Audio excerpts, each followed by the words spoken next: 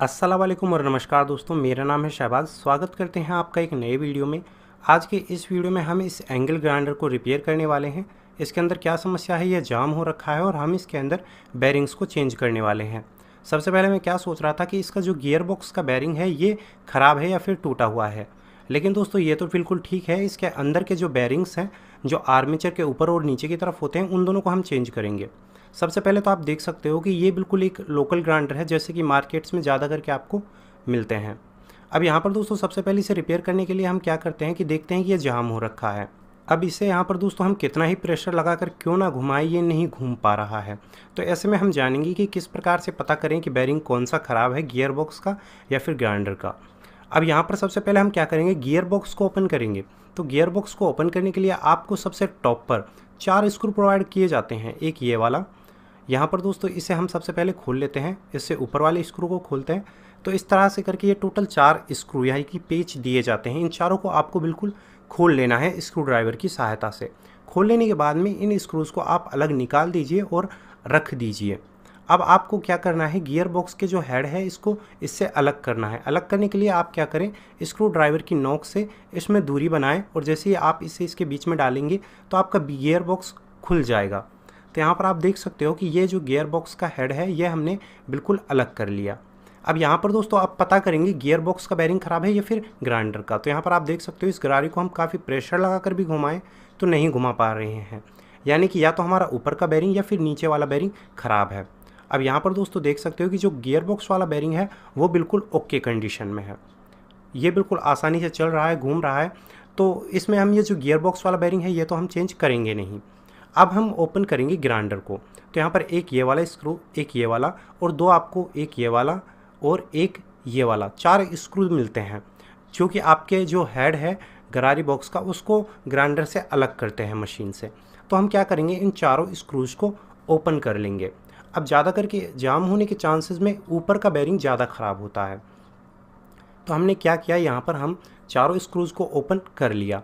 अब दोस्तों जैसे ही हम हल्के से इसे हिट करेंगे या फिर स्क्रू ड्राइवर की नोक की सहायता से इसमें गैप बनाएंगे, जो इसका हेड है वो बिल्कुल अलग हो जाएगा, जैसे कि आप वीडियो में देख पा रहे हैं।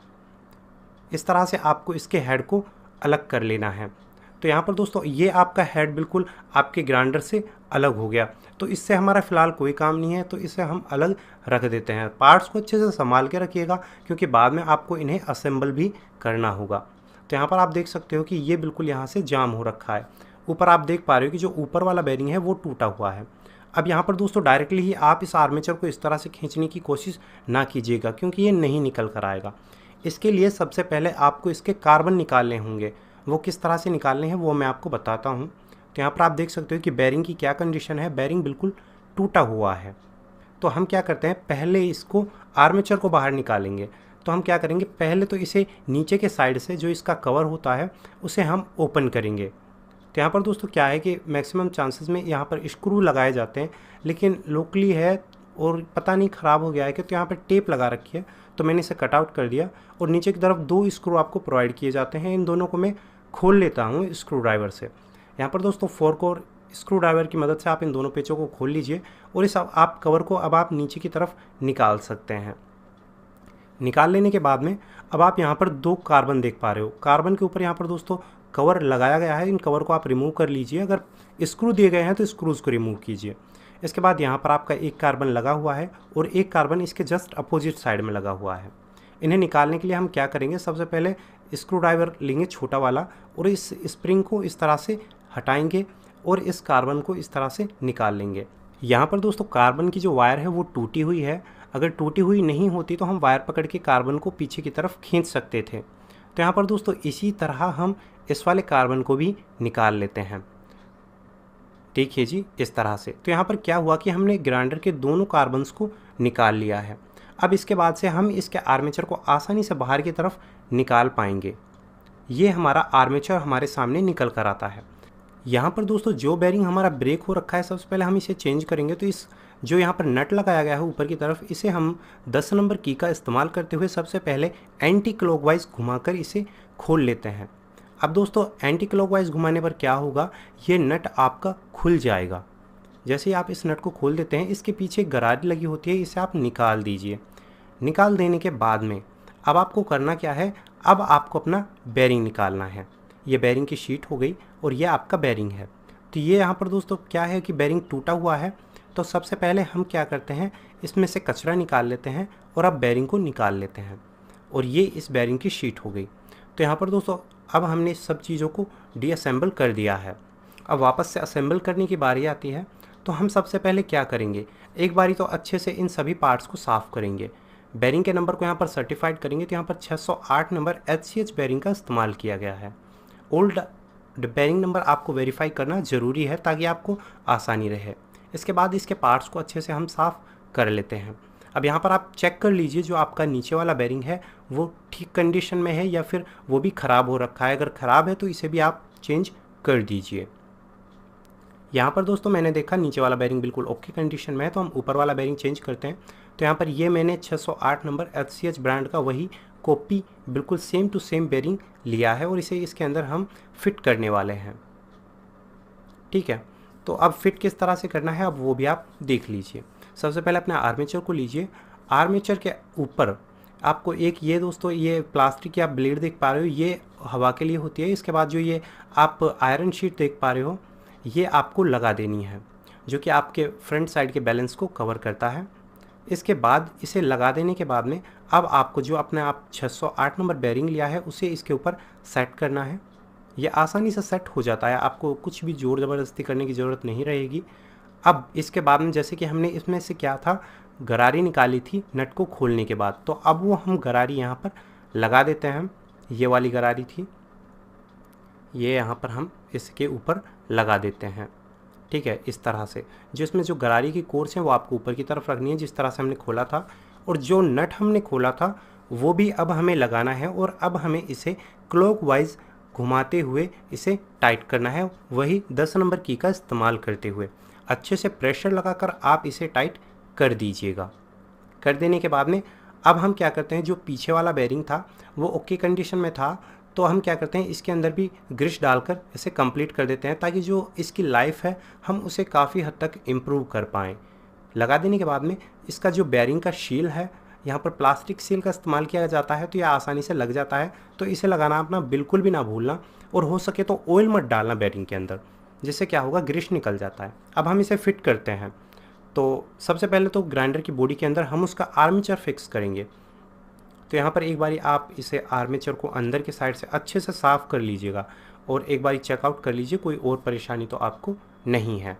ऑल इन्फॉर्मेशन कंटिन्यू करने के बाद में अब हम हमारे आर्मेचर को ग्राइंडर के बॉडी के अंदर फिक्स करते हैं। इस तरह से आपने फिक्स कर देना है। हल्का सा प्रेशर आप आगे की तरफ लगाएंगे तो ये आसानी से सेट हो जाएगा। यहाँ पर जो आप ये आयरन ब्लेड देख पा रहे हो, इसकी जो एक कोर है ये आपको इन स्लॉट्स में इस तरह से 4 खांचे हैं, इनमें आपको इस तरह से प्रेशर करके फिक्स कर देनी है, तो ये आसानी से फिक्स हो जाता है। तो ये हल्का सा लूज़ ही रहता है, तो इसे आप इग्नोर करिए, इससे कोई दिक्कत नहीं है। इसके बाद जो आपका गियर बॉक्स का हेड है इसे हम लगाएंगे इसके ऊपर इस तरह से। लगा देने के बाद में अब हमने जैसे कि यहाँ पर 4 बोल्ट्स को रिमूव किया था, उन्हें खोला था, वापस से लगाकर आपको वो लगा देने हैं और उन्हें टाइट करना है।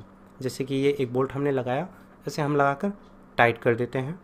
यानी कि दोस्तों पहले तो आप क्या कीजिएगा, 4 बोल्ट्स को लगा लीजिए, फिर उन्हें हल्का हल्का बराबर से टाइट कीजिएगा। ऐसा नहीं करना है कि आपने एक बोल्ट लगाया उसे फुल टाइट कर दिया। 4 बोल्ट्स लगा दिए, कंप्लीट कर दिए। इसके बाद इन्हें हम टाइट कर देते हैं। टाइट इतना कीजिए कि ऐसा भी ना हो कि जो आपकी स्क्रू की चूड़ियाँ हैं वो बिल्कुल ख़राब हो जाएं, तो इन्हें हल्के हल्के हाथ से अच्छे से आपको टाइट कर देना है। तो यहाँ पर मैंने 4 बोल्ट्स को कम्प्लीटली टाइट कर दिया है। अब एक बारी हम इस गरारी को घुमा कर देखते हैं तो कोई प्रॉब्लम तो नहीं है, तो ये ओके कंडीशन में है और वर्क कर रही है। तो पहले ये क्या था कि ये जाम हो रखी थी। इतना कर देने के बाद में अब आपको अपने कार्बन लगाने हैं वापस से। तो पहले तो क्या कीजिएगा, स्क्रू ड्राइवर की सहायता से स्प्रिंग को रिमूव कीजिए, अपने कार्बन को कार्बन स्लॉट में डालिए और स्प्रिंग को उस पर प्रेशर बनाते हुए वापस से लगा दीजिए। लगा देने के बाद में दोस्तों सेम डिट्टो आपको कॉपी करते हुए जो उसके अपोजिट साइड वाला दूसरा कार्बन है वो भी आपको लगा देना है। यहाँ पर दोस्तों मैं क्या करता हूँ, आपको प्रैक्टिकली बताते हुए जो सेकंड वाला कार्बन है अपोजिट साइड वाला, वो भी लगाकर हम कंप्लीट कर देते हैं। यहाँ पर दोस्तों ये स्प्रिंग हल्का सा टाइट है, तो इसे हम प्रेशर बना के ऊपर की तरफ रखते हैं, स्लॉट के अंदर कार्बन डाल देते हैं और इसके बाद स्प्रिंग को उसके ऊपर प्रेशर बनाते हुए फिक्स कर देते हैं। अब यहाँ पर दोस्तों हम इसके जो हेड को उसको फिट करेंगे, तो उससे पहले हम क्या करेंगे, इसके अंदर हम ग्रीस लगा देते हैं। और दोस्तों जो आपके गरारी बॉक्स का हेड का जो सबसे बड़ा वाला गरारी है, उस पर भी हम ग्रीस यहाँ पर लगा देते हैं, ताकि जो पार्ट्स हैं उनकी अच्छे से रिपेयरिंग भी हो जाएगी और जो उनकी लाइफ है वो भी काफ़ी हद तक इम्प्रूव हो जाएगी। अब दोस्तों हम इसे फिट करते हैं। फिट कर दिया दोस्तों हमने, इसे अच्छे से हम एडजस्ट कर लेते हैं और एडजस्ट करने के बाद में हमें यहाँ पर जो हमने 4 स्क्रूज़ सबसे फर्स्ट में रिमूव किए थे, निकाले थे, उन्हें वापस से आपको लगा देना है। और लगाने के बाद दोस्तों चारों स्क्रूज़ को आपको अच्छे से टाइट भी कर देना है। इसके बाद दोस्तों ये आपका बेयरिंग चेंज करने का प्रोसेस हुआ कंप्लीट। अब जो यहाँ पर आपने जो पीछे वाले कार्बन के जो कवर्स रिमूव किए थे, उन्हें आपको वापस से लगा देना है। और यहाँ पर दोस्तों जो पीछे वाला कैप है वो भी आपको लगा देना है। अगर स्क्रूज़ हैं तो स्क्रूज़ लगा दीजिए और टेप है तो टेप लगा दीजिए। यहाँ पर दोस्तों मैं इलेक्ट्रिसिटी लगाता हूँ, स्विच को करता हूँ ऑन, तो हमारा ग्राइंडर ऑन हो गया और ये वर्किंग कंडीशन में है। तो इस तरह से आप आसानी से बेयरिंग्स को चेंज कर सकते हो। I hope you guys video आपको पसंद आता है।